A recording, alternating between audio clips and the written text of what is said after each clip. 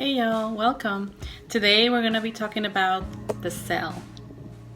Cells can be divided into two major parts, the plasma membrane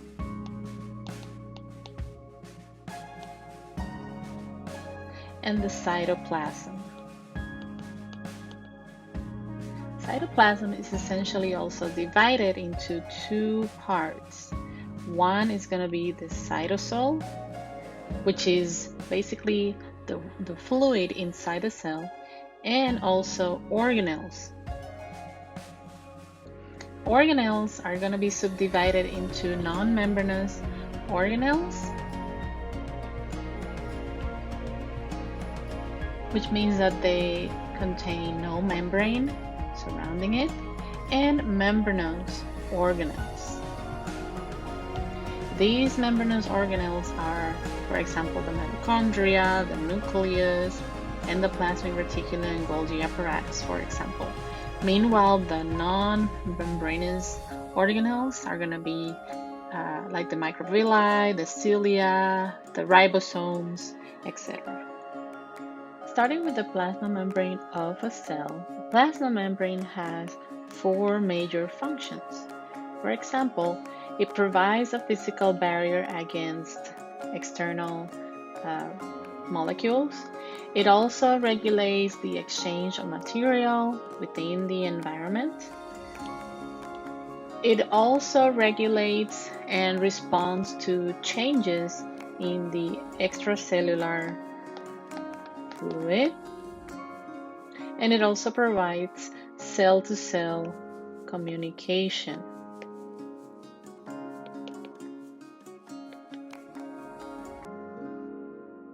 If we take a look at the plasma membrane itself, the plasma membrane has four major components. So if we take a look at this part right here and zoom in, we're going to see it has phospholipids, it also has proteins, it has glycolipids, and sterols. So in a single plasma membrane, you're going to see that the phospholipids are going to be these groups of phospholipid bilayers that have basically two layers, one which is going to be a hydrophilic head. In this example, this would be the hydrophilic head, and it's going to have a hydrophobic fatty acid, which is this part right here. In this case, these phospholipids are going to be like this because the layer that contains the hydrophilic heads, essentially it's going to be in the surface, either on the extracellular fluid or the intracellular fluid, which is the same as the cytosol. And that means that this part loves water. Meanwhile, this inside of the membrane basically doesn't like water. Other components of the plasma membrane are going to be proteins, such as peripheral proteins that are either attached on the other inner layer or outer layer of the membrane, or integral proteins that are embedded in the membrane and have they participate as some form of channel throughout the membrane. And these channels are going to be gated channels, for example, for particular molecules.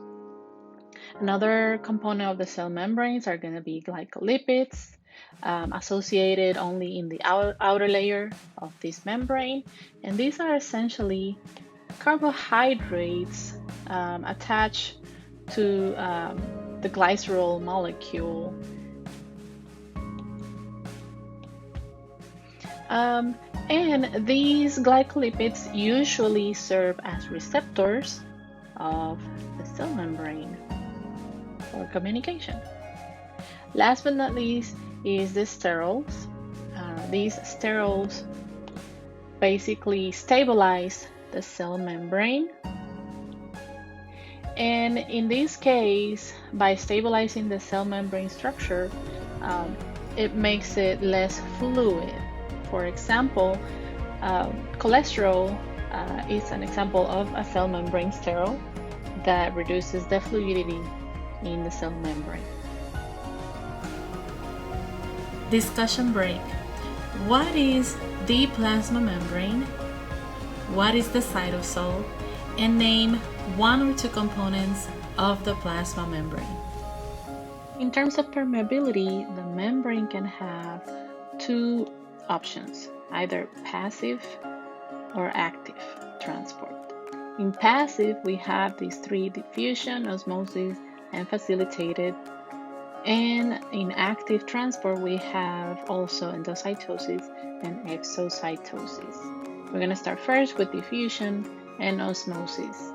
In diffusion, just like in an hourglass, diffusion is essentially the movement of molecules from one area of higher concentration, for example, let's say outside in the extracellular fluid, to an area of lower concentration, such as in the intracellular fluid. As you can see, there's three molecules. There's two molecules inside and there's 5 molecules outside, so it's going to go in this direction. One example of a molecule that can pass is CO2. Osmosis is very similar, but in this case is the diffusion of water molecules through the membrane. Last but not least, facilitated diffusion is essentially these solutes trying to passively be transported from one area of the membrane to the other part of the membrane, depending on a carrier protein, for example, one of these.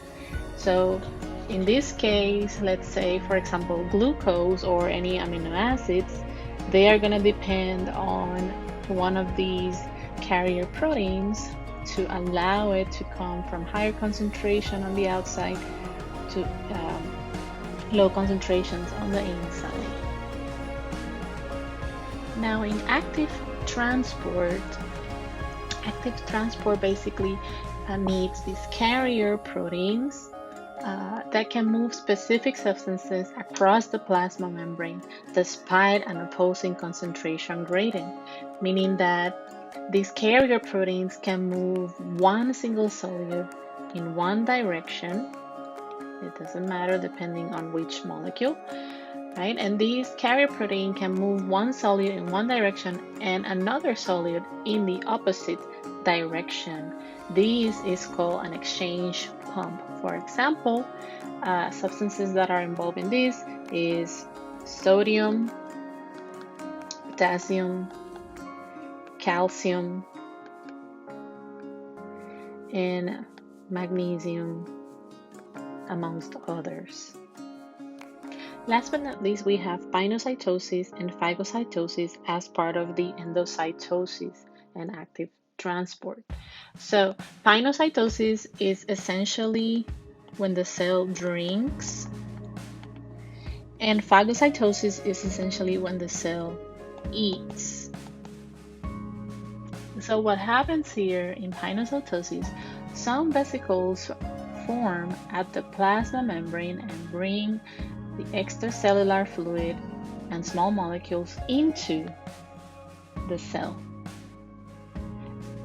This is what's referred as cell drinking. In the case of phagocytosis, the vesicles form at the plasma membrane to bring solid particles into the cell as well. So this process is called cell eating.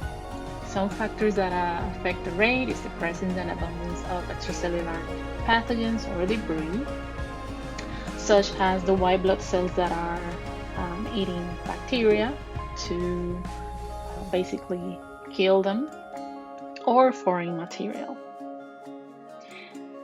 and or solids from the cells when the intracellular vesicles fuse with the plasma membrane. And some factors that are affecting this rate is going to be the stimulus and mechanisms that are not fully understood, And it also requires ATP and calcium ions. Some substances that are involved in this process is going to be fluids and cellular waste and secretory products from the cells. And that's it. This is Dr. Gonzalez, and thank you for watching my video. See you next time.